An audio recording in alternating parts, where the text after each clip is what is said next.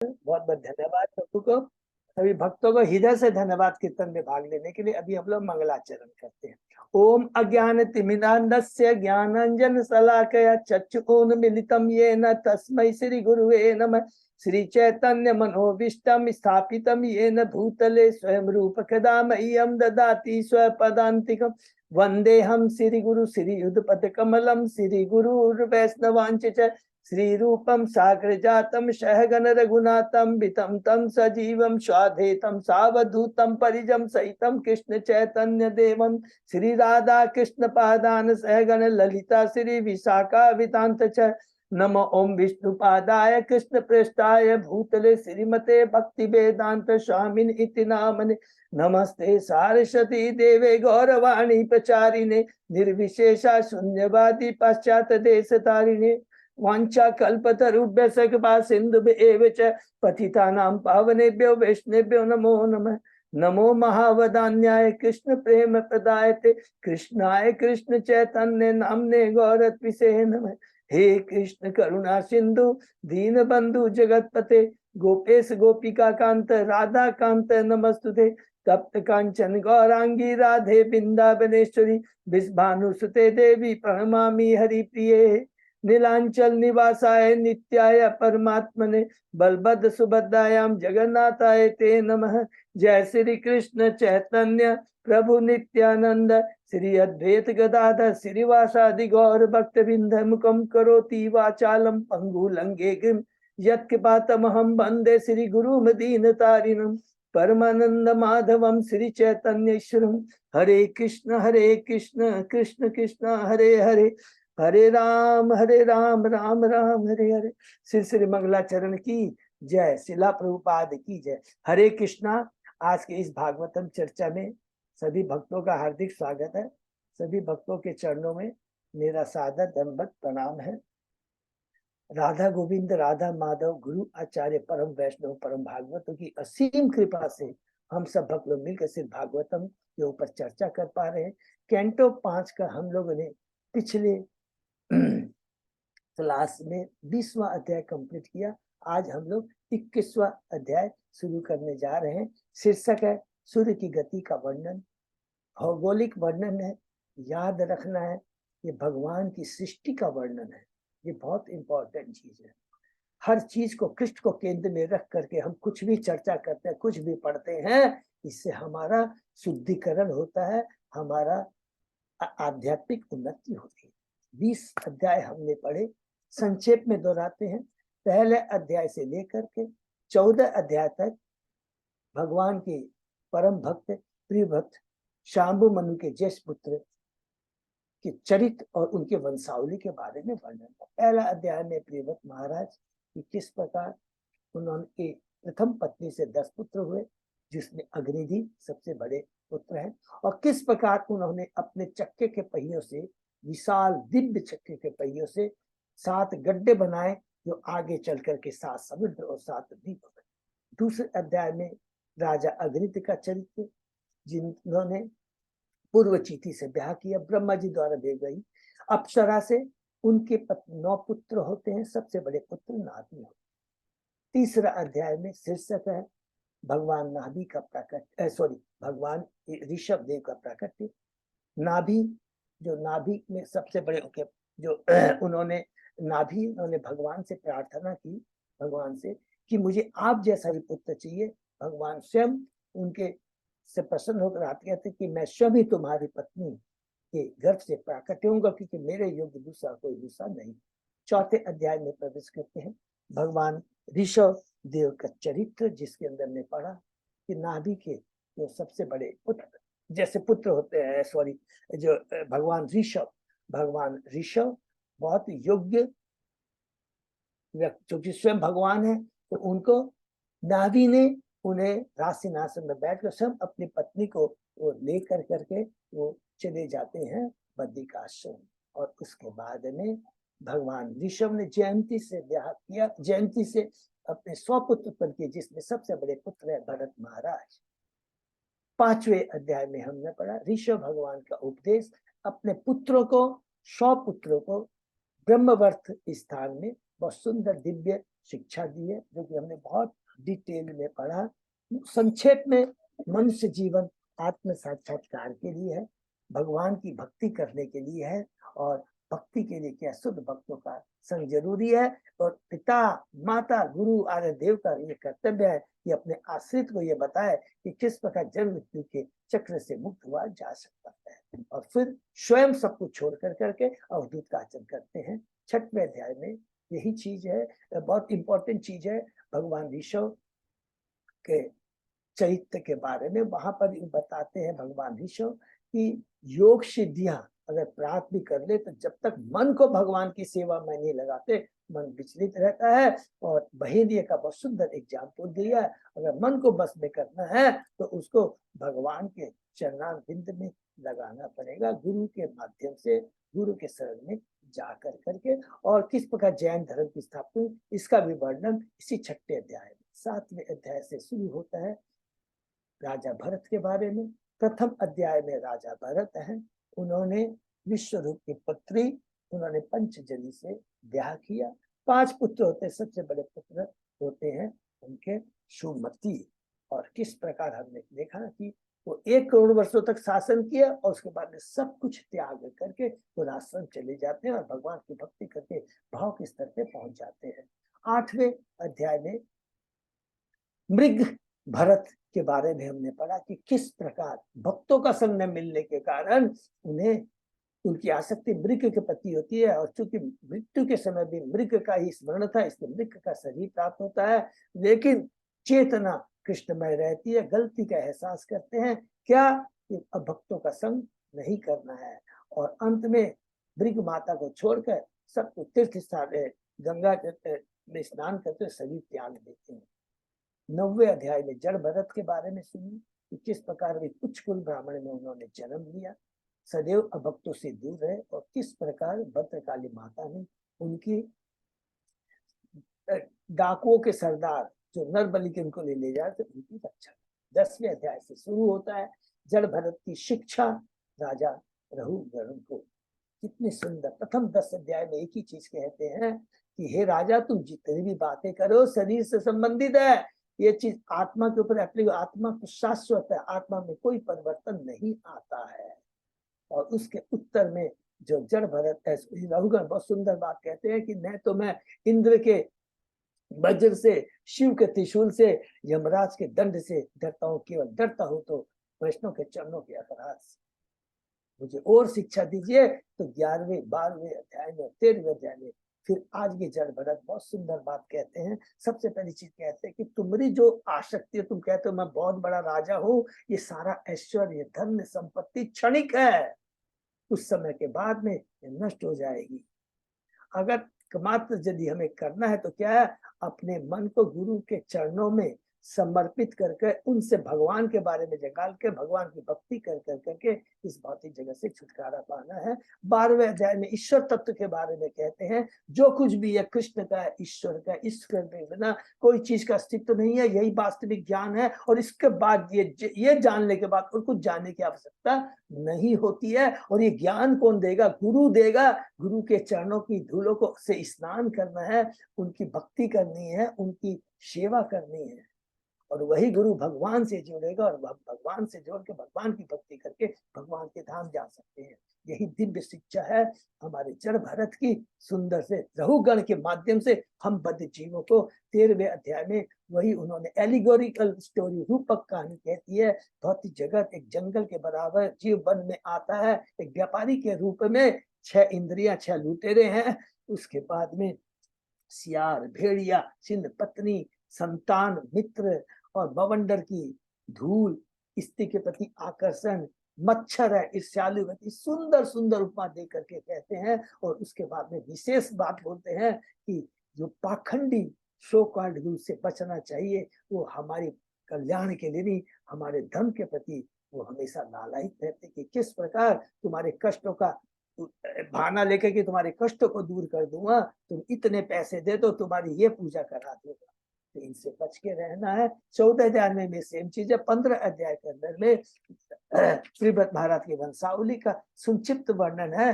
इसके अंदर में बताते हैं कि जैसे जैसे उनके भरत महाराज से लेकर के सुमति, गय, फिर वीरज और उसके बाद में सत्यजीत।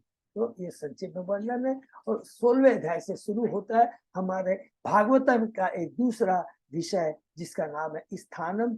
16वें अध्याय में हमने पढ़ा कि रेफरेंस कहाँ से, परीक्षित महाराज पूछते हैं सुखदेव गोस्वामी से कि आपने कहा था कि प्रिव्रत महाराज के विशाल चैक्य के पहियों से 6 गड्ढे बने जो आगे चल करके 6 द्वीप और 7 द्वीप और 7 समुद्र बने, तो उसके बारे में बताइए। तो उसके अंदर में विशेष करके यहाँ पर 16वें अध्याय में किसका वर्णन है? 7 द्वीप का वर्णन नहीं है, जम्बू द्वीप का वर्णन है। जम्बू द्वीप क्या है? सबसे बीच में अंदर में है, सबसे बीच के अंदर है। 7 द्वीपों में सबसे बीच में है जम्बू द्वीप, उसके बाद में प्रक्ष द्वीप, उसके बाद सालमनी, उसके बाद में कुश, उसके बाद में कांच, उसके बाद में शाक, उसके बाद में पुष्कर। और ये सारे अलग अलग द्वीप अलग अलग जल के अलग अलग सागरों के द्वारा ये विभाजित हैं। खारा जल, ईख का जल, सूरा माने शराब का जल, दही घृत घी का जल, दूध का जल, मट्ठे का जल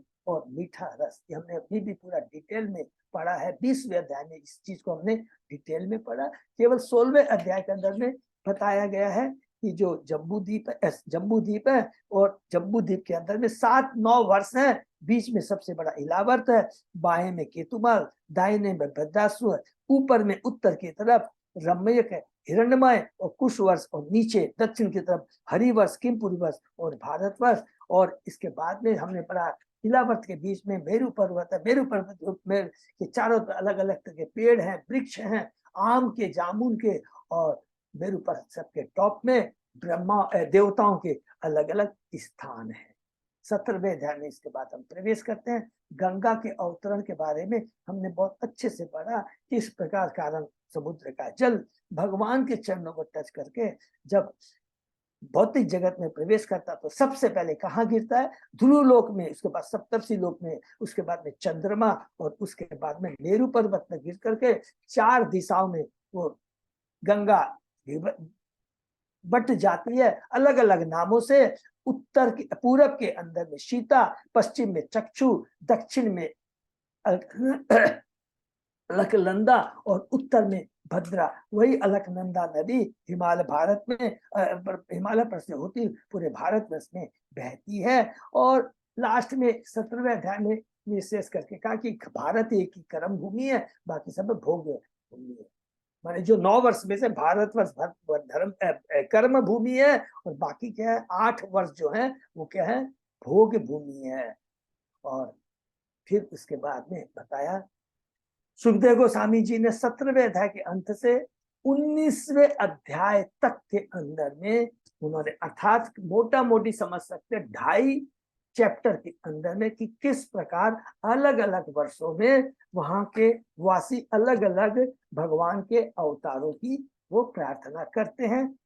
सबको मालूम है, फिर भी रिपीट संक्षेप में करते हैं। सबसे पहले 17वें अध्याय के लास्ट में हमने पढ़ा इलावर्त में भगवान शिव शंकरसन भगवान की पूजा करते हैं।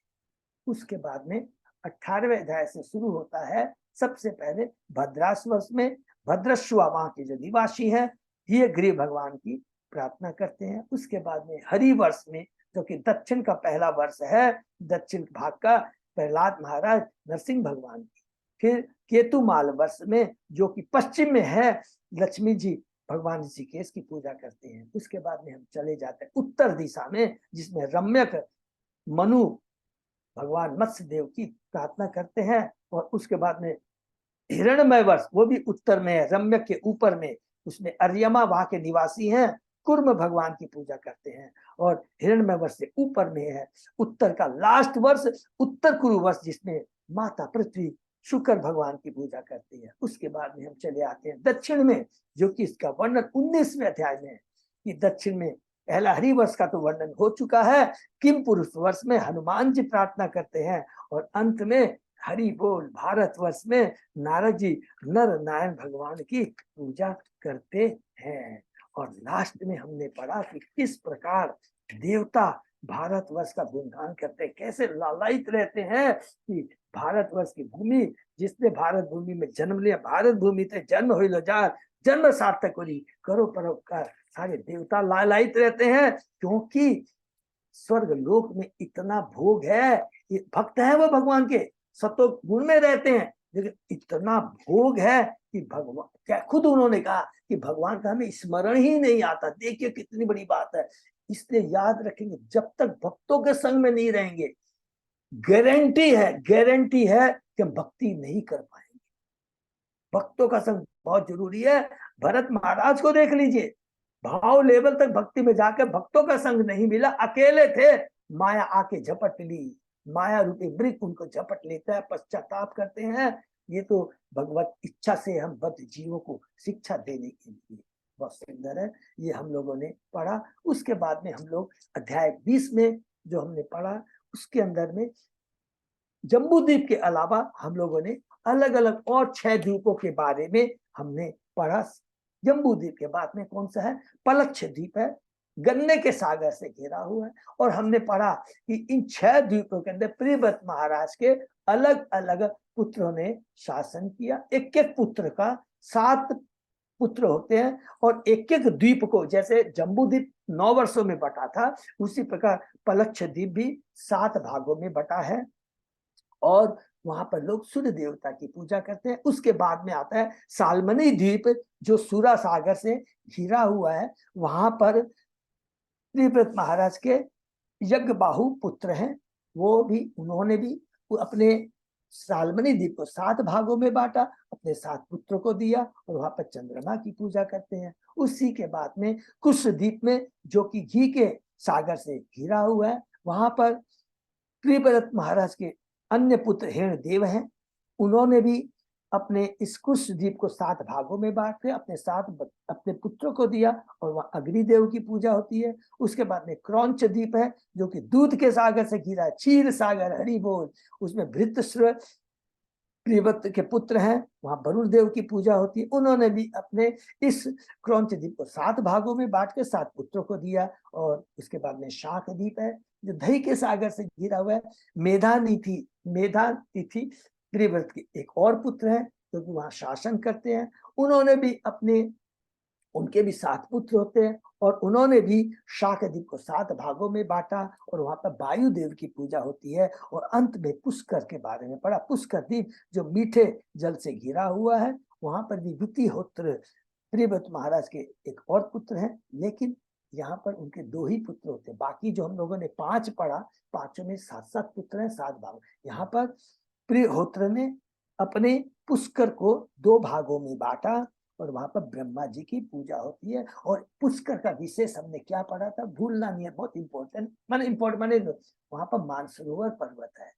पुष्कर जो द्वीप, उसके बीच में मानसरोवर पर्वत है। उसी मानसरोवर पर्वत के ऊपर में सूर्य क्या है, चक्कर लगाता है। इसी का वर्णन आगे हम लोग सूर्य की गति का वर्णन 21वें अध्याय में पढ़ेंगे। और हमने पुष्कर के आगे थोड़ा बहुत जो भी जान लेना उचित है, जो हमने पढ़ा। तो जो 7 द्वीप खत्म होने के बाद में लोकल पर्वत है। पुष्कर किससे घिरा हुआ है? मधुर जल के सागर से घिरा हुआ। उसके आगे लोकालोक पर्वत है, जो देशों को सूर्य से प्रकाशित अप्रकाशित इन 2 भागों में विभाजित कर देता है। हरि बोल। कि माने सूर्य का कितनी इसकी ऊंचाई है। यह लोकालोक पर्वत 3 लोकों, भूलोक स्वर्ग लोक की बाहरी सीमा के रूप में स्थापित किया गया है, जिससे संपूर्ण ब्रह्मांड में सूर्य की किरणों का नियंत्रण किया जा सके। सूर्य से लेकर भूलोक एवं सारे नक्षत्र, इन तीनों लोकों में इस पर्वत के द्वारा निर्मित सीमा के अंतर्गत अपनी किरणें बिखरते। किसके चलते? लोकालोक पर्वत कितना ऊंचा है। यह लोकालोक पर्वत ध्रुवलोक से भी ऊंचा है, अतः यह नक्षत्रों की किरणों को भी अवरुद्ध कर देता है, जिससे वे इसके बाहर कभी भी प्रसारित नहीं होती। उसके बाद में लोकालोक पर्वत के बाद में हमने पढ़ा आलोक पर्वत है। आलोक पर्वत के परे भौतिक जगत एक ऐसा स्थान है जहां पर केवल मुक्ति से इच्छुक व्यक्तियों का गंतव्य है। इसमें यहाँ पर प्रकृति के 3 गुण कलुषित नहीं कर पाते, अतः परम शुद्ध है। और एक इंपॉर्टेंट मैसेज हम लोगों ने यहाँ पढ़ा था कि भगवान श्री कृष्ण ने ब्राह्मण के पुत्रों को वापस लाते समय अर्जुन को इसी स्थान से लेकर गए थे। और अंत में हमने पढ़ा, चूंकि अभी सूर्य की गति का वर्णन होने जा रहा है, सूर्य इस ब्रह्मांड के मध्य में भूलोक तथा भूलोक के मध्यवर्ती भाग में स्थित है। तो जो सूर्य जो लोक है, पहला हमने क्या भूअरलोक, सॉरी भूलोक, भूअरलोक, स्वर्गलोक, जन्मलोक, तपलोक, महतलोक और लास्ट में है सत्यलोक या ब्रह्मलोक है। तो जन्म, तप, महत, सत्यलोक, ये बहुत इंपॉर्टेंट, तो सबको याद रखिए। तो ये जो भूलोक और भूअरलोक के बीच में है ना, जो गैप है, यहाँ पर कहते हैं सूर्य इस ब्रह्मांड के मध्य में, अर्थात भूलोक और भूअरलोक के मध्यवर्ती भाग में स्थित है, जिसे अंतरिक्ष कहते हैं। सूर्य तथा ब्रह्मांड की परिधि के बीच की दूरी 25 कोटि हो जाता है। माने सूर्य कहाँ करता है, भूलोक और भूअरलोक के बीच में, जिसको क्या कहते हैं, अंतरिक्ष कहते हैं। इसके अंदर में सूर्य स्थित है और वो चक्कर मारता है। तो ये हमने पढ़ा। आज हम लोग नेक्स्ट चैप्टर शुरू करने जा रहे हैं, सूर्य की गति का वर्णन। ओम नमो भगवते वासुदेवाय, ओम नमो भगवते वासुदेवाय, ओम नमो भगवते वासुदेवाय। नारायण नमस्कृत्य नरं चैव नरोत्तमं देवी सरस्वती व्यासं ततो जयम् उदीरये। नष्टप्रायेषु अभद्रेषु नित्यं भागवत सेवया भगवती उत्तम श्लोके भक्ति भवति नैष्ठिकी। कृष्णाय वासुदेवाय देवकी नंदनाय च नंद गोप कुमाराय गोविंदाय नमो। आराधयो भगवान भजेश तनय ततदाम वृंदावनम रमया काचिदुपासना व्रजवधूवर्गेण्य कल्पिता। श्रीमद्भागवतम प्रमाणम अमलम प्रेम पुमर्तो महान। श्री चैतन्य महाप्रभो मतमिदं तत् आदरो न पर। हरे कृष्ण कृष्ण कृष्ण हरे हरे, हरे राम राम राम हरे हरे। कैंटो 5 अध्याय 21 शीर्षक सूर्य की गति का वर्णन। तो इसको हम लोग शुरू करते हैं। शुरू करने के पहले मैं जस्ट भक्तों से शेयर करना चाहूंगा कि just when I was going through this chapter, जब इसको पढ़ा तो ये हमको पढ़ना है। मेरे को लगा कि इसको हम बस पढ़ते हुए चले जाएंगे, पूरा भौगोलिक वर्णन है, लेकिन चूंकि ये भगवान की सृष्टि है तो उसको ध्यान में रख के पढ़े हम लोग इसको कंप्लीट करेंगे। और जब पढ़ते जाएंगे तो भक्त लोग क्लास के बाद में कहेंगे कि आगे भी जो चैप्टर है, माने 21, 22, 23, 21, 22, 23, 24 तक भी ले सकते हैं। तो इसी तरह वर्णन है। तो जैसा बोलेंगे कि नहीं प्रभु ऐसे पढ़ते हुए चले जाएंगे, या फिर कोई बोलेगा नहीं प्रभु इसको हम लोग अलग से ही पढ़ सकते हैं, तो जैसा भक्त लोग बोलेंगे वैसे करते हैं। ठीक है, तो हम लोग शुरू करते हैं। सूर्य की गति का वर्णन। इस अध्याय में सूर्य की गतियों का वर्णन हुआ है। सूर्य स्थिर नहीं है, ये अन्य ग्रहों की भांति गतिमान है। सूर्य की गतियों से दिन और रात्रियों का निर्धारण होता है। जब सूर्य विषुवत रेखा के उत्तर में यात्रा करता है तो वह दिन में अत्यंत मंद तथा रात्रि में अत्यंत तेजी से गति करता है, अर्थात दिन बड़े होते हैं, जिससे दिन बड़े और रातें छोटी होती है। उसी प्रकार जब सूर्य विषुवत रेखा के दक्षिण रहता है तो इसके विपरीत होता है, दिन छोटे तथा रातें लंबी होती है। अर्थात दिन में तेजी से दौड़ता है और रात में धीरे धीरे दौड़ता है, इसलिए दिन छोटे होते हैं, रातें बड़ी होती है। सिंपल। जब सूर्य कर्कट राशि में प्रवेश करके सिंह राशि से होता हुआ धनु राशि में पहुंचता है तो इसके पथ को दक्षिणायन कहा जाता है। उसी प्रकार जब सूर्य मकर राशि में प्रवेश करके कुंभ राशि में होता हुआ मिथुन राशि में पहुंचता है तो इस पथ को उत्तरायण कहते हैं। जब सूर्य मेष तथा तुला राशियों में रहता है तो दिन और रात समान होते हैं। मानसोत्तर पर्वत में 4 देवताओं का निवास है। मानसरोवर पत्थर याद है, पुष्कर के बीच में जो है वो है मानसरोवर पर्वत है कि 4 देवताओं का निवास है। सुमेरु पर्वत के पूर्व स्थित देवधानी में राजा इंद्र का तथा सुमेरु के दक्षिण स्थित संयमनी में मृत्यु के अधीक्षक यमराज का है। उसी प्रकार सुमेरु के पश्चिम निम्नलोचनी में जल के स्वामी वरुण का आवास है। सुमेरु के उत्तर में विभावरी है जहाँ चंद्र देवता निवास करते हैं। इन सभी स्थानों में सूर्य की गति के कारण प्रातः, मध्यम, सूर्यास्त तथा अर्धरात्रि होती है। सूर्योदय के स्थान के ठीक पीछे सूर्यास्त होता है। इसी प्रकार जहाँ मध्याह्न है उसके ठीक पीछे की ओर से प्राणी अर्धरात्रि का अनुभव करते हैं। सूर्य अन्य समस्त ग्रहों समेत जिनमें चंद्रमा तथा अन्य ग्रह प्रमुख है उदय और अस्त होता रहता है। संपूर्ण काल चक्र सूर्य देव के रथ के चक्र पर स्थापित है। यह चक्र संवत्सर कहलाता है। सूर्य के रथ को खींचने वाले सातों अश्व गायत्री, बृहति, उष्णिक, जगति, त्रिष्टुप, अनुष्टुप तथा पंक्ति कहलाते हैं। वे अरुण देव नामक देवता द्वारा 9 लाख योजन चौड़े जुए में जोते जाते हैं। हरि बोल। इस प्रकार यह रथ आदित्य देव तथा अथवा सूर्य देव को ले जाता है। सूर्य देव के समक्ष सदैव स्थिति करते हुए वालिख्य नामक 60,000 ऋषि रहते हैं। प्रत्येक माह सूर्यदेव के माध्यम से विभिन्न नामों से श्री भगवान की आराधना करने वाले 14 गंधर्व, अप्सराएं तथा 7 श्रेणियों में विभक्त अनेक देवता है। इस प्रकार सूर्यदेव 16,004 मील प्रति क्षण की चाल से इस ब्रह्मांड की 9,51,00,000 योजन की प्रदक्षिणा करता है। इस सूर्य के बारे में देखिए, ज्योग्राफिकल नॉलेज नहीं मालूम था, लेकिन यहाँ तो आज बहुत सुंदर वर्णन किया। फॉर आवर नॉलेज हम लोगों को बता सकते हैं कि भागवतम कितना दिव्य, कितना महान है। सारा मेडिकल साइंस जितना भी है, ज्योग्राफी वगैरह सब कुछ यहाँ पर उपस्थित है।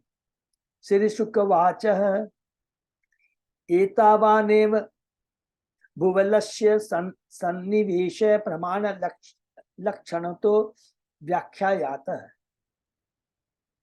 सुखदेव गोस्वामी ने कहा, हे राजन, मैंने यहाँ तक आपसे विद्वानों अनुमानों के आधार पर ब्रह्मांड के व्यास तथा उसके सामान्य लक्षणों का वर्णन किया। देखिए सुखदेव गोस्वामी कितनी बढ़िया बात होता है। मैंने यहाँ तक आपसे विद्वानों अनुमानों के आधार पर, माने जो बड़े आचार्य विद्वान है, उनके आधार पर ब्रह्मांड के व्यास तथा उसके सामान्य लक्षणों का वर्णन किया है।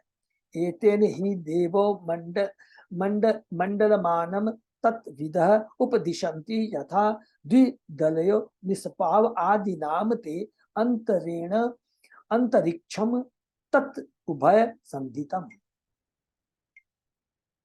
जिस प्रकार गेहूं के दाने को भागों में विभाजित कर देने पर निचले भाग के परिणाम आकार का ज्ञान होने पर ऊपरी भाग का पता लगाया जाता है, उसी प्रकार भूगोल वेताओं का कहना है कि इस ब्रह्मांड के ऊपरी भाग की माप को तभी समझा जा सकता है जब निचले भाग की माप ज्ञात हो। भूलोक तथा द्यूलोक के बीच का आकाश है अंतरिक्ष, अथवा माने भूहर लोक है, भूहर लोक के बीच का आकाश अभी हमने पढ़ा था अंतरिक्ष, जहाँ पर सूर्य रहते हैं, सूर्य चक्कर लगाते हैं, अथवा बाह्य आकाश कहलाता है। यह भूलोक तथा द्यूलोक को जोड़ता है।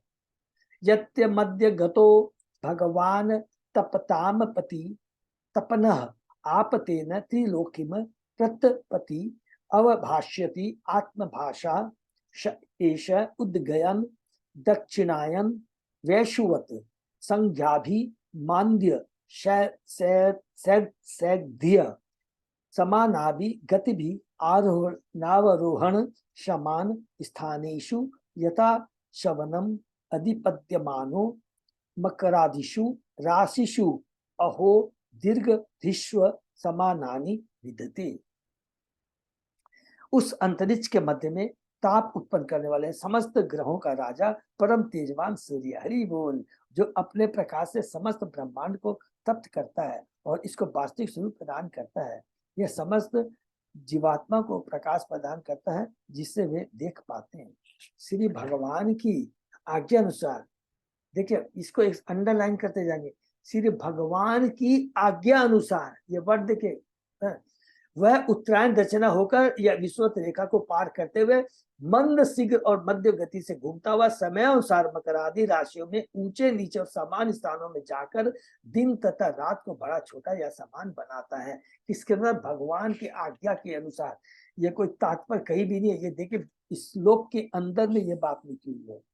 तो सब कुछ जितने भी देवता है, सूर्य देवता सब क्या है, सब भगवान के अध्यक्षता में कार्य करते हैं। प्रकृति भगवान के स्तर में सब कुछ भगवान के कार्य करते हैं। ब्रह्म संहिता में भगवान ब्रह्मा की स्तुति है, यत चक्षुरेश सविता सकल ग्रहाणाम राजा समस्त सूर्य मूर्ति शेष तेजा यस्याज्ञा भ्रमति संवित काल चक्रो गोविंदम आदि पुरुषम तमहम भजामि। मैं आदिदेव भगवान गोविंद का भजन करता हूँ, जिनके नियंत्रण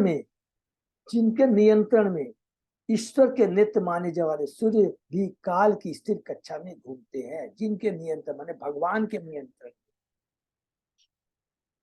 सूर्य समस्त लोकों के राजा है और उनमें असीम ताप तथा प्रकाश शक्ति है। यद्यपि सूर्य को भगवान अर्थात सर्वशक्तिमान कहा जाता है और सचमुच ही यह इस ब्रह्मांड का सर्वशक्तिमान ग्रह है, फिर भी इसे गोविंद अर्थात कृष्ण का आदेश पालन करना होता है। हरि बोल। माने सबसे ज्यादा शक्तिशाली इस ब्रह्मांड में अलग अलग जो देवता है उसमें कहते हैं सूर्य देवता है, सूर्य का सबसे ज्यादा शक्तिमान है। सूर्य अपनी परिधि से 1 इंच भी विचलित नहीं हो सकते, इसको भी अंडरलाइन कर देंगे। सूर्य देव अपनी परिधि से 1 इंच भी विचलित नहीं हो सकते बिना भगवान की इच्छा के, बिना परमिशन के। इसलिए प्रत्येक क्षेत्र में श्री भगवान के परम आदेश का पालन होता है। संपूर्ण भौतिक प्रकृति उनके आदेश का पालन करती है, किंतु अज्ञानवश हम प्रकृति की क्रियाओं के पीछे भगवान के परम आदेश को नहीं समझ पाते। जैसा कि भगवद गीता में पुष्टि है, मैं अध्यक्ष प्रति सुनिति चराचरम, अर्थात यह भौतिक प्रकृति ईश्वर के आदेशों का पालन करती है जिससे सभी वस्तुओं का नियमन होता है। यदा मेष तुल्यो वर्तते तदा अहो समानानि भवन्ति तदा वृषभादिषु पंचाशु च राशिषु चरति तदा अहानि एव वर्धन्ते हसति च मासी मासी एका एक घटिका रात्रिषु। जब सूर्य मेष या तुला राशि पर आता है तो दिन और रात समान हो जाते हैं। जब वह वृष आदि 5 राशि पर चलता है तो दिन मकर तक बढ़ता जाता है और तब प्रति मास आधा घंटा घटता जा रहता है। तब जब तक दिन तथा रात्रि पुनः तुला में समान नहीं हो जाते। यदा वृश्चिक आदिषु पंचषु वर्तते तदा अहोरात्राणि विपर्याणि भवन्ति। जब सूर्य वृश्चिक आदि 5 राशियों से होकर निकलता है तो दिन घटता है जब तक मकर राशि पर नहीं होता और फिर क्रमशः मास प्रति मास बढ़ता जाता है जब तक दिन और रात समान नहीं हो जाते। यावत दक्षिणायनम अहानि वर्धन्त यावत उद्गयनम रात्रयः। सूर्य के दक्षिणायन होने तक दिन बड़े रहते हैं, उत्तरायण होने तक रातें लंबी होती जाती है। एवं नवकोटय 150 लक्षाणि योजनानां मानसरोत्तर गिरि परिवर्तनस्य उपदिशन्ति तस्मिन् इंद्रिम पुरीम पूर्व समात मेरो देवधानिम नाम दक्षिणतो याम याम संयम निम नाम पश्चात वारुणीम निमलोचनीम उत्तरत सौम्य याम विभावरीम नाम ताशु उदय मध्यान अस्तमय निशिथानि इति भूतानां प्रवृत्ति निवृत्ति निमित्तानि समय विशेषेण मेरो चतुर्दिशम। श्री सुखदेव गोस्वामी आगे बोले, हे राजन, जैसा पहले कह चुका हूं, पंडितों का कथन है अर्थात विद्वानों आचार्यों का कथन है कि मानसरोवर पर्वत के चारों सूर्य का परिक्रमा पथ 9 करोड़ 51 लाख योजन है। मानसरोवर पर्वत पर मेरु के पूर्व की ओर इंद्र की देवधानी, दक्षिण में यमराज की संयमी, पश्चिम में वरुण की निम्नलोचनी तथा उत्तर में चंद्रमा की विभावरी नामक पुरियां स्थित है, जो कि हम लोगों ने कहाँ पढ़ा था? 16वें अध्याय के अंदर में हमने पढ़ा था। मेरु पर्वत के जो बीच में है, एकदम सो बीच में है, 9 ब्रह्मा जी बीच में, बाकी अलग अलग देवताओं का स्थान है यहाँ पर है। इन सभी पुरियों में मेरु के चारों ओर विशिष्ट कालों के साथ सूर्योदय, मध्याह्न, सूर्यास्त, अर्धरात्रि होती रहती है और तदनुसार समस्त जीवात्माएं अपने अपने कार्यों में प्रवृत्त तथा निवृत्त होती रहती है। प्रवृत्ति मार्ग, निवृत्ति मार्ग। तत्रतयानाम दिवस मध्यंकतः एव सदा आदित्य तपति शव्येन अचलम दक्षिणेन करोति यत्र उदेति तस्यः समान सूत्र निपाते निमलोचति यत्र क्वचन शयन देनाभिपति तस्य एष समान सूत्र निपाते प्रभस्वापयति तत्र गतम न पश्यन्ति ये तम सम नु पश्येरन। सुमेरु पर्वत पर रहने वाले प्राणी मध्याह्न के समय सदा ही अत्यंत तप्त होते हैं, क्योंकि सूर्यदेव सदैव उनके सिर के ऊपर रहता है। यद्यपि सूर्य घड़ी की विपरीत दिशा में सुमेरु पर्वत को अपने बाईं ओर छोड़ता हुआ जाता है, किंतु यह घड़ी की दिशा में भी घूमता है, जिससे पर्वत उसके दाईं ओर छुटता जाता है, क्योंकि उस पर दक्षिणावर्त पवन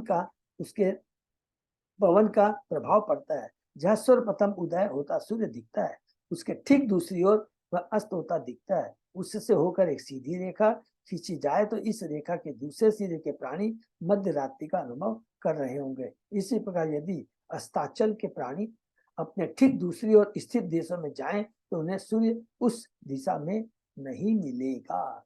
बहुत भौगोलिक वर्णन। यदा इंद्रियापुरिया प्रचलते पंचदश घटिकाभि याम याम सदाप कोटि द्वयम योजनानां सार्ध द्वादश लक्षाणि साधिकानि चोपयाति।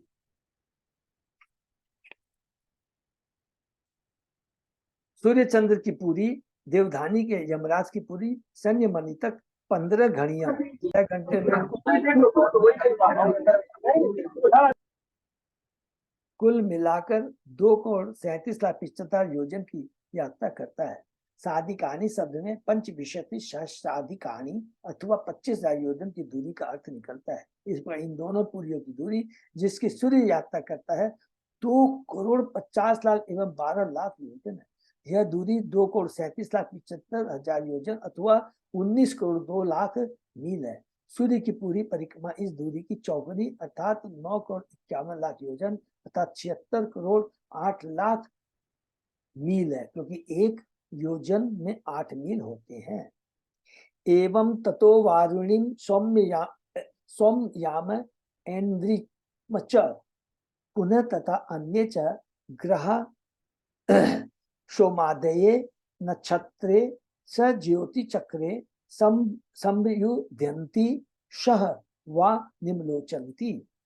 सूर्य यमराज की पुरी से वरुण की पुरी निम्लोचनी पहुंचता है और फिर वहां से चंद्रदेव की पुरी विभावृत से होते हुए पुनः इंद्रपुरी पहुंच जाता है। इसी प्रकार चंद्रमा अन्यत्र नक्षत्रों तथा ग्रहों सहित ज्योतिष चक्र में उदित अस्त होता है। भगवद गीता में भगवान श्री कृष्ण कहते हैं नक्षत्रा नाम अहम शशि, मैं नक्षत्रों में चंद्रमा। हरि बोल। इससे यह सूचित होता है कि चंद्रमा अन्य नक्षत्रों के समान है। वैदिक साहित्य से विदित होता है कि इस ब्रह्मांड में एक ही सूर्य है जो गतिवान है। वैदिक साहित्य से इस पाश्चात्य सिद्धांत की पुष्टि नहीं हो पाती कि आकाश के सभी ज्योतिपुंज विभिन्न शून्य है। नहीं हम यह मान सकते हैं कि ये नक्षत्र अन्य ब्रह्मांडों के सूर्य हैं, क्योंकि प्रत्येक ब्रह्मांड के चारों भौतिक तत्वों के अनेक स्तर हैं और इस प्रकार अनेक ब्रह्मांड संकुचित है, किंतु तो भी हम एक ब्रह्मांड से दूसरे ब्रह्मांड को नहीं देख पाते। तात्पर्य यह है कि हम केवल इसी ब्रह्मांड के भीतर देख सकते हैं। प्रत्येक ब्रह्मांड का एक ब्रह्मा होता है, एक चंद्रमा होता है, सब कुछ अलग अलग होता है और अन्य ग्रहों पर भी देवता है, किंतु सूर्य केवल एक है।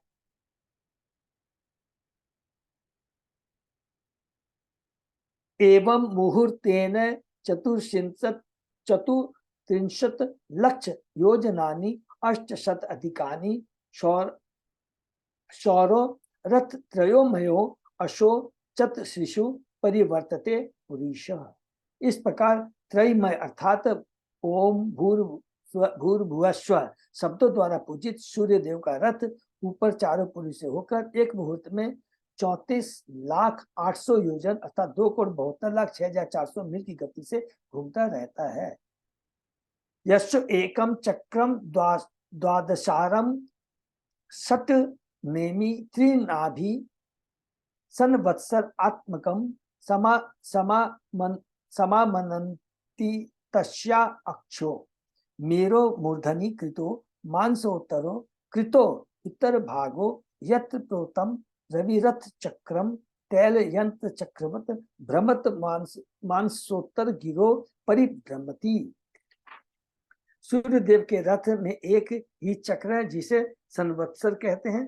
12 महीने इसके 12 अरे, 6 ऋतु, 6 नेमिया हॉल तथा 3 चातुर्मास इसके 3 भागों में विभाजित आंवले नाभि हैं। चक्र को धारण करने वाले धुरे का एक सिरा सुमेरु पर्वत की चोटी पर और दूसरा सिरा मानसो पर्वत पर टिका। हरि बोल। इसमें लगा यह पहिया कोहलू की भांति निरंतर मानसूर पर्वत से के चक्कर लगाता है। कितना बड़ा विशाल है। तस्मिन् अक्षय कृत मूलो द्वितीयो अक्षतुर्यमानेन सम्मितः तैल यंत्राक्षवत ध्रुवे कुतो उपरि भाग है। कोहलू के समान यह धुरी एक दूसरी धुरी में लगी है, जो इसकी चौड़ाई लंबी 39,37,500 योजन अर्थात 3 करोड़ 15 लाख मील है। इस द्वितीय धुरी का ऊपरी भाग वायु की रस्सी द्वारा ध्रुवलोक से संलग्न है। रथ निर्दस्तु 130 लक्ष योजन आयात तत्तुरीय भाग विशाल तावान विरथ युगो यत्र हिया छंदो नामान सप्त अरुण योजिता वहंती देवमादित्यम। हे राजन, रथ का भीतरी भाग 36 लाख योजन लंबा तथा इसका 1/4 चौड़ा है। रथ के घोड़ों के नाम गायत्री आदि वैदिक छंदों पर रखे गए और इन्हें अरुण देव ऐसे जीवन में जोड़ता है जो 9 लाख योजन चौड़ा है। यह रथ सदैव सूर्य देव को लेकर चलता है। विष्णु पुराण में कहा गया गायत्री च बृहत युष्णिग जगत्री त्रिष्टुपेव च अनुष्टुप पंक्ति रित युक्ता छंदांसी हरियो रवि। सूर्य देव के रथ में जुटे 7 घोड़े गायत्री बृहति जगती उष्णिक त्रिष्टुप अनुष्टुप तथा पंक्ति कहलाते हैं। विभिन्न वैदिक छंद सूर्य के रथ को खींचने वाले 7 अश्वों के परिचायक हैं। पुरस्तात सवितु अरुण पश्चात च नियुक्त शौत्य कर्मणि किलास्ते। यद्यपि अरुण देव सूर्य देव के सम्मुख बैठकर रथ को हाँकने तथा घोड़े को बस में रखते हैं, तो भी ये पीछे की और सूर्य देव को देखते रहते हैं। वायु पुराणों में घोड़ों की स्थिति का वर्णन हुआ है। सप्ताश्व रूप छंदांसी वहंति वाम तो रविम चक्र पक्ष निबद्धानि चक्रवाच समाहित। यद्यपि अरुण देव सबसे आगे के आसन पर आसीन होकर घोड़ों को हाँकते हैं, किंतु वे अपनी बाईं ओर से पीछे मुड़कर सूर्यदेव को देखते रहते हैं। तथा बाल खिल्दिया ऋषियों अंगुष्ठ पर्व यात्रा षष्टि सहस्त्राणि पुरतः सूर्यम सुउक्त वाकाय नियुक्ता संस्तुवन्ति। अंगूठे के आकार वाले वालखिल नामक 60,000 ऋषिगण सूर्य के आगे रहकर उनका स्वस्ति वाचन करते हैं। हरि बोल। देखिए सूर्य की महिमा कितना जबरदस्त है, क्योंकि पूरे भौतिक जगत में जितने भी ये देवता उसमें सबसे शक्तिशाली सूर्य देव है। तथा अन्य च ऋषियों गंधर्व अप्सरसो नागा ग्रामण्यो यातु धाना देवा इति एत्येकेकशो गणा सप्तः चतुर्दश मासी मासी भगवंतम सूर्य मात्मानम नाना नामानम पृथक नाना नानाम पृथक कर्म भी द्वंद्वशः उपास्यते। इसी प्रकार मुनि गंधर्व अप्सराएं नाग यक्ष राक्षस तथा देवतागण जो संख्या में 14 है, किंतु 2-2 के जोड़ों के विभाजित है, प्रति मास नया नाम धारण करके अनेक नामधारी सर्वाधिक शक्तिमान देवता सर्वाधिक शक्तिमान देवता सूर्य के रूप में श्री भगवान की आराधना करने के लिए निरंतर विभिन्न कर्म कांडों से उपासना करते रहते हैं। इसको बड़े अक्षर में अंडरलाइन कर लेते हैं हम लोग। कितनी बढ़िया बात लिखा है। नया नाम धारण करके अनेक नाम सर्वाधिक शक्तिमान देवता सूर्य के रूप में श्री भगवान की आराधना करने के लिए निरंतर विभिन्न कर्म कांडों से उपासना करते रहते हैं। हरि बोल। विष्णु पुराण में कहा गया स्तुवंती मुनय सूर्य गंधर्वे गीयते पुरः नित्यंतो अप्सरसो यान्ति सूर्यस्यानु निशाचरः वहन्ति पनगा यक्षे क्रियते अभिषु संग्रह बालिखिल्यात तथैवेन परिवारी समाशति। शो अयम सप्तगणः सूर्य मंडले मुनिसत्तम हिमोष्ण वारिवृष्टि नाम हेतु तवे समयम गतः। सूर्य देव की आराधना करते समय गंधर्व उनके समक्ष गाते हैं, अप्सराएं रथ के समक्ष नाचती है, निशाचर रथ का पीछा करते हैं, पनग रथ को सजाते हैं, यक्ष रथ की रक्षा करते हैं और वालिखिल नामक ऋषिगण सूर्य देवता को घेर कर स्तुति करते हैं। 14 सहयोगियों के साथ जोड़े ब्रह्मांड भर में हिम ताप तथा वर्षा का उचित समय निश्चित करते हैं। लक्षोत्तरम शार्ध नवकोटि योजन परिमंडलम भूबलयस्य क्षणेन शगव्यूति उत्तरम द्विसहस्र योजनानि श भुक्ते। हे राजन, भूमंडल प्रवेश करते सूर्यदेव एक क्षण में 2000 योजन तथा 2 कोस 16,004 मील की गति से 9,51,00,000 योजन की दूरी तय करता है। हरे कृष्ण। इस पर भागवत के पंचम अंतर्गत सूर्य की गति का वर्णन, शीर्षक 21वें अध्याय का भक्ति वेदांत तात्पर्य पूर्ण हुआ। हरि बोल। अजय पदार्थ प्रभु क्या करें, और नेक्स्ट को ले या यहाँ विराम देना है? विराम देते हैं प्रभु जी, नेक्स्ट क्लास में करेंगे। विराम करते हैं। तो इसी तरह प्रभु पढ़ेंगे। देखिए 1-2 हमारी क्लास है, लेकिन शिक्षा इतना ग्राफिकल है कि मतलब मैंने सोच, लेकिन प्रभु देखिए क्या लिखा है, भगवान की अध्यक्षता में सूर्य देव अपनी ये क्रिया करता है और लिखता है एक क्षण भी इधर से उधर नहीं हो सकता है। कितनी बड़ी बात लगा। तो ये भगवान, he is the Krishna is the supreme controller. तो इस चीज को हम लोग ध्यान में रखेंगे तो इससे हमको क्या शिक्षा मिलता है कि जब सूर्य इतना शक्तिशाली है तो कृष्ण जिसकी अध्यक्षता में सूर्य भ्रमण करता है वो कृष्ण कितना, इसलिए कृष्ण को कहा गया है सर्वशक्तिमान, 6 ऐश्वर्य से युक्त है, पूर्ण रूप से सबसे सुंदर, सबसे शक्तिशाली, सबसे ज्यादा ज्ञानवान, सबसे ज्यादा रूपवान, सबसे बड़ा त्यागी, सबसे बड़ा धन्यवान। तो इसलिए कृष्ण है। तो कृष्ण की शक्ति के रूप में हमें, इसीलिए क्या है कि अभी एक तो लेक्चर में था, मैं सुन रहा था, उसमें बहुत इंपॉर्टेंट बातें लिखा गया है कि कुछ लोग क्या होते हैं, ऐसे बोलते हैं, अरे नहीं हम तो कृष्ण भक्त है, हम लोग देवताओं के भक्त है, बहुत बड़ा अपराध हो जाएगा, बहुत बड़ा अपराध हो जाएगा। इसमें शिव तत्व के ऊपर में जब डिस्कस कर रहा था, पूरा देवताओं को पूरा हमें सम्मान देना चाहिए।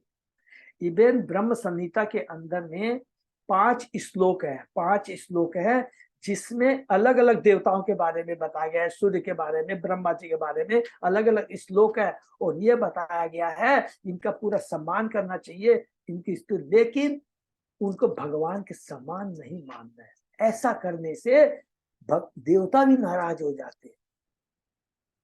सपोज कीजिए प्राइम मिनिस्टर के सामने उसका पीए है का आप ग्लोरिफिकेशन कर रहे हैं और प्राइम मिनिस्टर है, तो पीए को अच्छा लगेगा क्या? वो तो बेचारा लज्जित हो जाएगा, अरे मेरा बॉस का सम्मान न कर करके, स्तुति न करके मेरी स्तुति कर रहा है, वो भी दुखी हो जाएगा, शर्मिंदा हो जाएगा। तो उसी प्रकार हमको क्या, देवताओं का सम्मान करना चाहिए, उनको भगवान के रूप में नहीं पूजना है, उनको भगवान के परम विशेष शक्तिमान पुरुष देवताओं के रूप में उनकी पूजा करनी है, उनसे प्रार्थना करनी है। और प्रार्थना करनी कैसा, वो ब्रह्म संहिता से मैं पढ़ा नहीं हूँ, पढ़ेंगे देखेंगे उसमें क्या ब्रह्मा जी बोलना चाहते हैं उस स्तुति में, अलग अलग ये पढ़ेंगे, ध्यान रहा तो इससे देवताओं की इज्जत करनी है। यहाँ देखिए ना सूर्य देवताओं की कैसे स्तुति होती है, करना है, सम्मान करना है। जब भी हम शिव की स्तुति करनी चाहिए, बहुत अच्छा। सूर्य शिव भगवान शिव तत्व तो इतना दिव्य है कि इसको बहुत सोच समझ के पढ़ना पड़ेगा है। ब्रह्म संहिता में श्लोक है, मालूम है, ये दूध और दही का जो एग्जाम्पल आया है, तो जिस प्रकार दूध दही नहीं है, दही दूध नहीं है, उसी पर भगवान शिव न तो विष्णु तत्व है और न तो जीव तत्व है। भगवान को संहार करना है तो स्वयं भगवान, चूंकि भगवान भौतिक जगत को टच नहीं करते हैं, स्वयं अपने को शिव के रूप में प्रकट करते हैं जो कि भौतिक जगत को टच करते हैं, इसलिए उनको वो बहुत ऊंचा तत्व है, शिव तत्व। तो ये सब इसीलिए देखिए बहुत झगड़ा होता है ना, जो शिव तत्व, जो शिववादी होता है वो क्या बोलते हैं, शिव सब कुछ है, और जो वैष्णव होते हैं जिनको पूरा ज्ञान ही रहता है, नहीं हम तो वैष्णव है, कृष्ण भक्त है, नहीं, अरे शिव भगवान सबसे परम वैष्णव है, याद रखना। तो शिव के बहुत हमें सम्मान करना, इज्जत करना, उसी प्रकार अन्य देवताओं का भी करना। यही चीज जो मैंने पढ़ा, हम लोग आप लोगों से शेयर किया। और नेक्स्ट क्लास में ग्रहों की स्थिति है, फिर शिशु मार है, तो ये सबको क्या पढ़ के निकल जाएंगे। अब जैसे इतना ज्योग्राफिकल जो इतनी दूरी है, इतने चक्कर मारते हैं एक क्षण के अंदर में 16,004 योजन सूर्य भगवान एक क्षण के अंदर, एक क्षण के अंदर कवर करता है। टोटल 9,51,00,000 मील कवर करता है। ये सब चीज कहाँ मिलेगा? किसी भी साइंटिस्ट से पूछ लिए, एबीसीडी भी नहीं बता पाएगा ये चीज जो भागवतम में बताई है। तो इसलिए भगवान की हम लोग भगवान की बहुत बड़ी कृपा है, अर्थात हम लोगों को एक बड़े बड़े साइंटिस्ट से ज्यादा नॉलेज हो जाएगा, ठीक है ना। कम से कम भौगोलिक ज्ञान के अनुसार है। तो यही पर हम लोग विराम देते हैं। सबको बहुत बहुत धन्यवाद। तो प्रभु इसी तरह हम लोग पढ़ सकते हैं ना, कि यही क्लास में ही? हाँ, कंटिन्यू कर ले प्रभु जी, ऐसे आपस में कोई हाँ, अच्छा रहेगा ना, तो आपस में मिलकर पढ़ेंगे तो कम से कम अच्छा लगेगा, तो कुछ ज्ञान होगा और हमारा कंटिन्यूएशन भी बना रहेगा, गैप नहीं देना चाहिए। ठीक है प्रभु, थैंक यू। वैसे हरे कृष्ण प्रभु जी। हाँ प्रभु बोलिए, पी के लिए। ये 13वें नंबर श्लोक के अंदर में आया है, सूर्यदेव के रथ में एक ही चक्र है हाँ जिसको संवत्सर कहते हैं। हाँ संवत्सर तो हर साल पलटता है। संवत्सर भी जैसे नल नाम संवत्सर चल रहा है अभी, तो ये संवत्सर क्या हुआ फिर ये, और हर नहीं, साल बदलता हाँ है प्रभु क्या? मेरे को भी आया था एक उससे चक्र, उसको नमस्ते कहते हैं प्रभु। बहुत कुछ भी माने, खाली ये एजिटेट करके हम लोग क्या, एक मैंने चेष्टा जरूर किया था। तो एक बहुत बॉम्बे में डिवोटी से पूछा था, तो उन्होंने बताया था एक हमारे प्रभु है, इन्होंने इस पे बहुत बड़ी स्टडी की है। तो वो मेरे को नंबर देंगे, प्रभु उन्हीं से समझ पाएंगे। तो मुझे समझ में नहीं आया, मैं कि आपसे ज्यादा कौन बता नहीं सकता। नहीं प्रभु, ये तो भौगोलिक एक चीज अपने, ये चीज तो समझ लीजिए हम लोगों की माने नॉलेज के पर, या जो भी कुछ समझ ले, इसको बहुत, इसमें बहुत चीज स्टडी करनी पड़ेगी। उसी प्रकार आप ये प्रभु, ये हम लोग नेक्स्ट जो चैप्टर पढ़ेंगे ना, नक्षत्रों के बारे में, ग्रहों के बारे में, नक्षत्रों के ग्रहों के बहुत सुंदर लिखा है।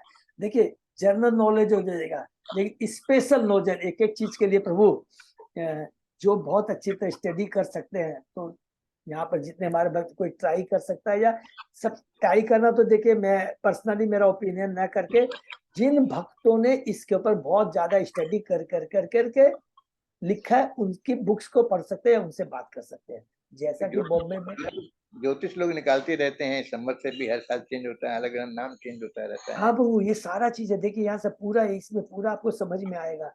ज्योतिष शास्त्र है ना, पूरा एकदम वो है, पूरा एकदम भागवतम के अनुसार है। और यहाँ पर सब लोग बुरा नहीं मानेंगे, नहीं मत सोचेंगे। हर लोग हम बोलते हैं ना, इसको ये ग्रह का चक्कर है, ये ग्रह का चक्कर है, तो उसको देखिए ऊपरी दृष्टि से लीजिएगा प्लीज, ये सच बात है, इसमें कोई डाउट नहीं है। लेकिन भगवान की भक्ति करने के बाद सारे ग्रह क्या होते हैं उसके सामने। तो इसलिए कहते हैं ना, ज्योतिष को मानना, वास्तु को मानना, ज्योति को मानना गलत नहीं है, जब तक हम उतनी हाई लेवल की भक्ति लेवल पे हम लोग नहीं पहुंच जाते हैं। तो हम लोगों को मानना जरूर चाहिए, लेकिन इसके चक्कर में आकर के अपनी भक्ति को डिस्टर्ब नहीं करना है, क्योंकि प्रारब्ध के अनुसार जो लिखा है, बार बार एक सिंपल चीज में होना ही होना है, लेकिन उसको सहने की शक्ति, उसको पार करने की शक्ति एकमात्र हमारे पास में प्रभुपाद जी ने दे दिया, हरि नाम, भक्तों का संग और शास्त्र। इसमें हम जुड़ जाएंगे तो सब चीजें स्वतः ही घुटने टेक देगी, ठीक है ना। तो घुटने टेकने का मतलब ये है कि दोनों चीज है, अगर हमारे प्रारब्ध बहुत अच्छे हैं, ग्रह बहुत अच्छे हैं, तो सब कुछ अच्छा मिल रहा है, तो इसका मतलब नहीं उसके प्रति लिप्त हो जाए। ऐसी भक्ति करनी है कि उसके प्रति भी हमारी आसक्ति नहीं रहे। अगर हमारी आसक्ति नहीं रहे तो वो भी घुटने टेक देगी। ये बहुत इंपॉर्टेंट चीज है प्रभु, समझिए। और इसलिए इसमें एक श्लोक याद रखेंगे, याद आ जाता है ब्रह्मा जी का, कैंटो 10 के 14वें अध्याय में अजय पोदार प्रभु ने बताया था, मैं श्लोक में भूल गया है। क्या था कि तते अनुकंपा सुभिक्षमाणो, बहुत ही पावरफुल श्लोक है। तते अनुकंपा सुभिक्षमाणो, 23वां श्लोक है शायद, कैंटो 10 के 14 अध्याय का 14वां श्लोक है या 23वां, बहुत अच्छा श्लोक है। वो पढ़ेंगे ना प्रभु, इतनी शक्ति मिलती है। ब्रह्मा जी का वो है कि जो सुख और दुख है भगवान की कृपा को समझ कर करके उसको सहते हुए अपनी भक्ति से च्युत नहीं होना चाहिए। और हम भक्ति करते रहेंगे, भक्ति करते रहेंगे तो भगवान भी बाध्य हो जाएंगे और मैं भगवान के धाम जाने का उत्तराधिकारी बन जाऊंगा। इसमें भगवान भी कुछ नहीं कर पाते हैं, क्योंकि भगवान अपने भक्तों की भक्ति के सामने ही सरेंडर होते हैं और किसी के सामने, जबकि काल भी उनके अंडर में है। तो ये बहुत सुंदर सुंदर चीजें हैं। तो प्रभु ये वाला चीज है, मैं चेष्टा करूंगा समझने की, फिर आपसे शेयर करने की चेष्टा करूंगा। ठीक है 22 प्रभु? अध्याय में है थोड़ा सा इसके बारे में वर्णन, किसके बारे में प्रभु? अध्याय में चक्र के बारे में है क्या? हाँ, नेक्स्ट अध्याय में ये तो ये उसी के बारे में ना, पूरा जोडियक वगैरह जितना जो उसी को तो वो नक्षत्र के बारे में है, सॉरी ग्रहों के बारे में, ग्रहों की रिलेटेड है ये, एक पिक्चर भी ठीक है। मेरे पास तो बुक्स अभी अजय प्रधान प्रभु ने बताया नेक्स्ट अध्याय 22 में भी है। तो प्रभु आप भी सब लोग पढ़ेंगे, ट्राई करेंगे हैं? तो जिसको जो समझ में आएगा तो हम लोग शेयर कर सकते हैं आपस में। ठीक है ना? Thank you so much Ajay Pradhan, thank you PK Leela Prabhu. Hare Krishna. Krishna से भक्तों का बहुत हरे बहुत कृष्ण, हरे कृष्ण, दंडवत प्रणाम। धन्यवाद प्रभु। विराम करते हैं।